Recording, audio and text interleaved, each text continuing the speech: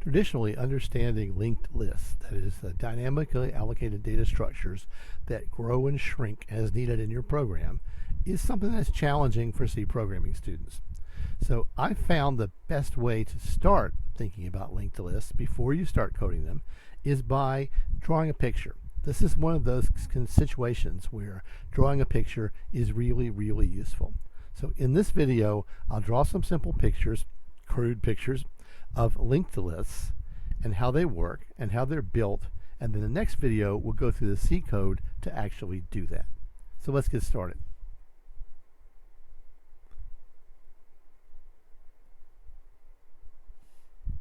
Okay. If you imagine a linked list, you have a struct that you read in from a file using fread, because you're working with the structs that you created in Project 7 and Project 8, and you populated them and you wrote them out with fwrite. Now it's time you've read them back in, and you're going to read them back in and put them into a linked list, a singly linked list, which is our last project.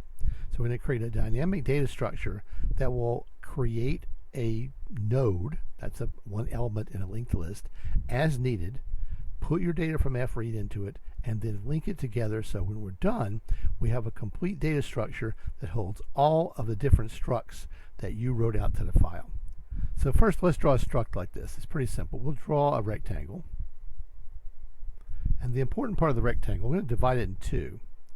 The important part of the rectangle is up here is all the data for your struct. So I'm just going to write struct 1. Now that might be, if you're doing pets, that might be a cat or dog. If it's a car, it's a model of car. If it's a phone, it's a model of phone. If it's shoes, this type of shoes. Whatever your struct contains goes in this part of the node. The whole thing is called a node. This gets allocated dynamically using the malloc function, M-A-L-L-O-C, the memory allocator. We'll come back to that in the coding video. The other important thing in the struct, besides all the stuff you have here, is one additional element, which is one additional member, which is a next pointer. Now you can call it anything you want, but traditionally it's called next. This is the pointer that's used to string the list together so that all of the nodes form like a chain of beads. So if you imagine a string and you're stringing beads on a string, that's exactly what you're doing when you make a linked list.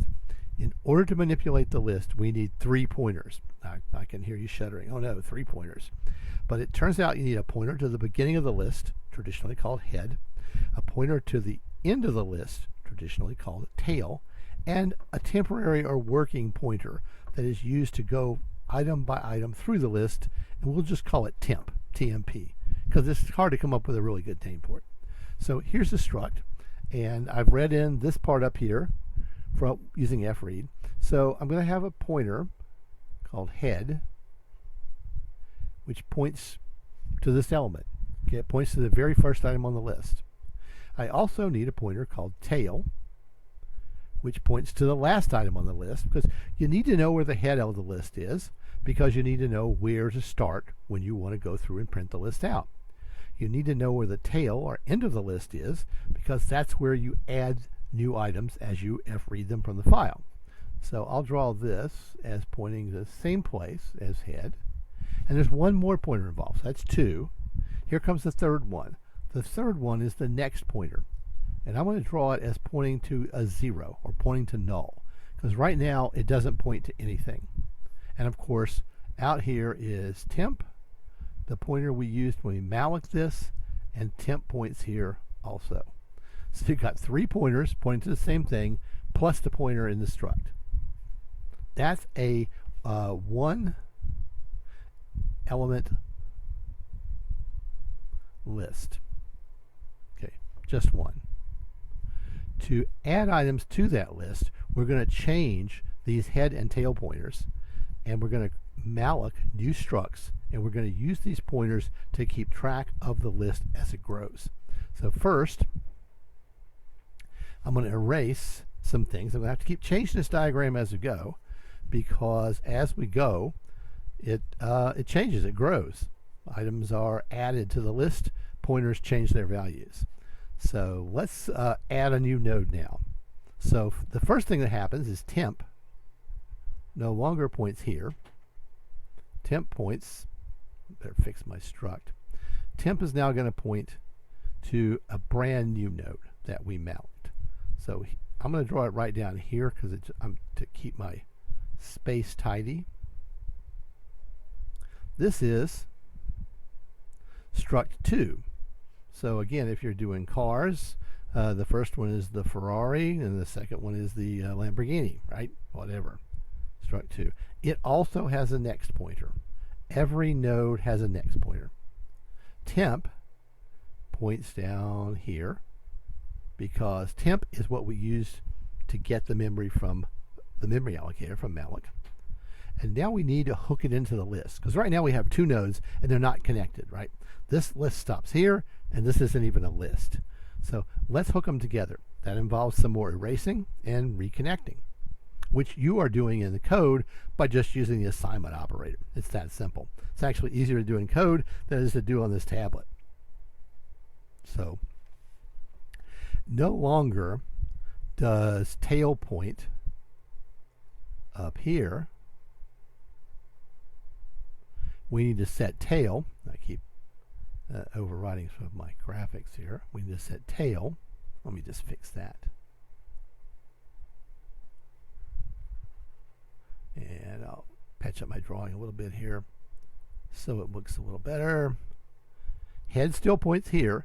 Head never moves. The beginning of the list never changes, but the end of the list changes. And so this no longer points here, as you'll see.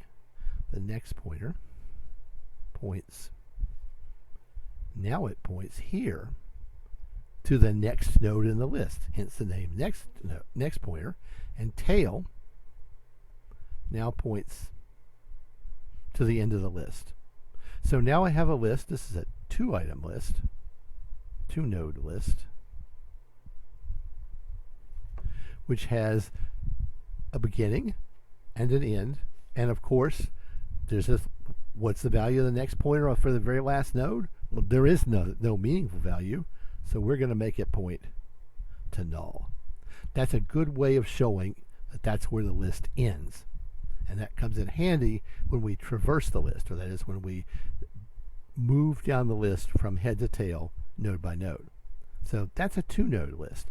Head points to the beginning, tail points at the end, temp points to the node we just created. The next node of head points to the next node of the list. The next pointer of the last node points nowhere. 2-item list. We'll do one more node because once you have 3 nodes, you have all the possible combinations. Your list could have as many nodes as you want, as you need, but once we draw all 3, we'll have something we can use to consider all of the different cases. So again, I'm going to have to do the same malloc and then connect and move the tail and move temp. Not going to move head. So let's start by moving temp. So temp's no longer going to point here. Okay. Temp is now going to point to, and I'm going to get rid of the text here too.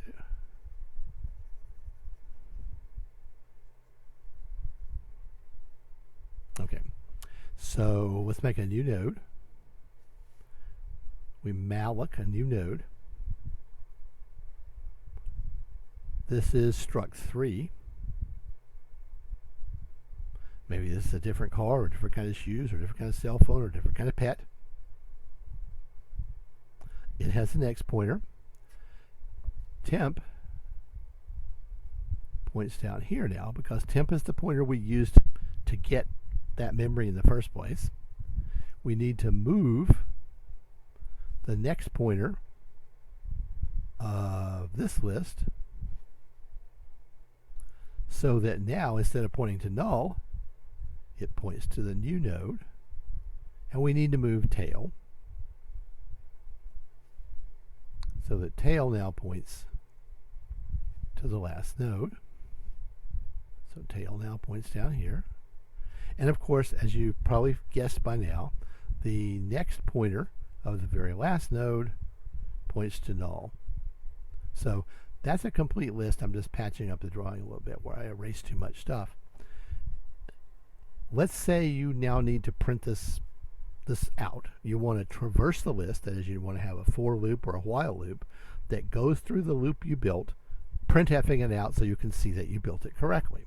Because the only way to know that you built it correctly, if your program doesn't crash, is to go through and print the list out, right? Well, think about where you would start. Where would you start to traverse this list? You start at head. You print out the struct that belongs to head, and you get head's next pointer. You use that next pointer to find the next struct, and you print that out. You use that struct's next pointer to find this struct, the third one, and you print it out. And when you look at the next pointer of a third struct, you see, well, it doesn't point anywhere. It points to null. We must be done. That's exactly how it works. If you wanted to go and add another item to the list, again, you'd use temp and tail, and you do this pointer assignment, or pointer juggling, you might say, to get things connected. In the next video, we'll look at the code to actually do this. Thanks.